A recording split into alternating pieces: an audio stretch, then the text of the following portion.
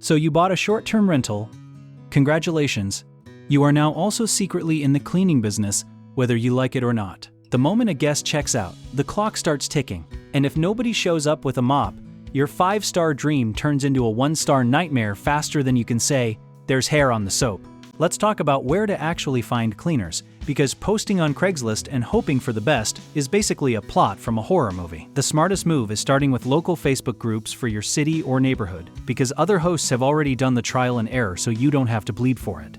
Platforms like Turno, formerly known as Airbnb, were literally built for this exact problem, and they connect you with cleaners who already understand the short-term rental world.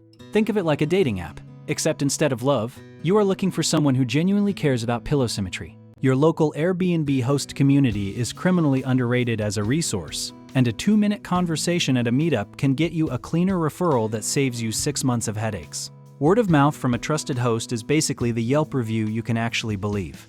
Now, vetting is where most hosts get lazy and then get burned. So, let's not do that. The first thing you ask a potential cleaner is whether they have experience with short-term rentals specifically, because cleaning a home and cleaning a rental that needs to be guest-ready in 3 hours are two completely different sports. Ask them for references, and actually call those references. Like, pick up the phone and use your voice, radical concept. You want to hear things like, "She caught a broken coffee maker before the guest arrived." Not just, "Yeah, she does a good job." Do a paid test clean before you hand over the keys to your most important asset, and walk the property yourself right after. You are not being mean, you are being a business owner.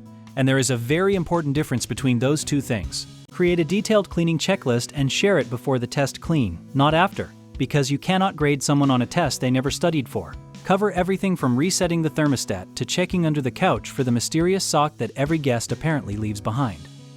Pricing is something hosts fumble constantly, and the rule of thumb is that your cleaning fee should roughly cover your actual cleaning cost without you personally subsidizing it like a charity. If your cleaner charges $80 and you are only collecting $60 from the guest, you have invented a very creative way to lose money. Once you find someone great, treat them like gold, because a reliable cleaner in the short-term rental world is rarer than a guest who reads the house rules. Check in regularly, pay on time, tip during the holidays, and communicate like a human being rather than a robot sending automated messages. Build a backup cleaner relationship before you desperately need one, because your primary will eventually get sick or go on vacation or just have one of those days where life happens.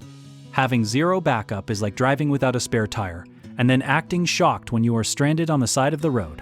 Technology can hold the whole system together if you let it, and syncing your cleaner directly to your booking calendar through a tool like Turno or even a shared Google Calendar removes the chaos of manual scheduling. When a booking comes in, your cleaner gets notified automatically, and suddenly you feel like you are running a real operation instead of texting frantically at midnight. Communication norms matter more than people think, and setting expectations up front about response time, photo documentation after each clean, and how to flag issues saves you from the slow burn of frustrated silence. A cleaner who sends you a quick photo of a broken item they found is worth 10 times more than one who just hopes you won't notice. The hosts who struggle most with cleaners are usually the ones who treat it as a one-time hire rather than an ongoing professional relationship that needs a little care. Invest a little time up front into building that system, and the back end of your rental basically runs itself, which is kind of the whole point. If this made you rethink your cleaning setup, or if you are just starting out and want to build the right foundation from the beginning, are you curious to learn more about what our company does to help short-term rental hosts win at this game? Because the links to find out more are sitting right there in the description.